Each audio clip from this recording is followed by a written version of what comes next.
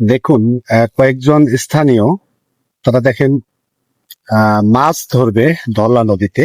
সেই মাছ ধরার একটি নতুন কৌশল দেখেন কিভাবে তারা, এই যে দেখেন এখান থেকে তারা ওই যে পানি ব্যবস্থা করছেন। এক কথায় এটাকে বলবো আমরা খুলখুলি। তো আসলে অনেক বড় খুলখুলি এটি, কারণ ধরলা নদী থেকে তারা যেভাবে মাছ শিকার করেন সেটি এই যে দেখেন কোদাল দিয়ে কিন্তু এই যে পানি উপরে তোলার চেষ্টা করতেছে।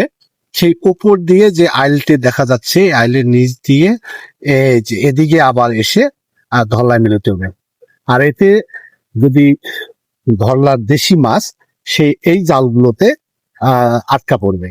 এভাবেই তারা মূলত মাছ শিকার করছেন। এটি একটা আরেকটা মাছ ধরার একটা নতুন কৌশল হলো। এই যে আপনারা দেখতে পাচ্ছেন, এটি হলো ফুলবাড়ি ধরলা সেতু। একদম এই যে এখান থেকে তারা মূলত যে এই যে এখন আছে, এরা রাত পর্যন্ত মাছ শিকার করবে, তেমনটি ধারণা করা হচ্ছে আর কি।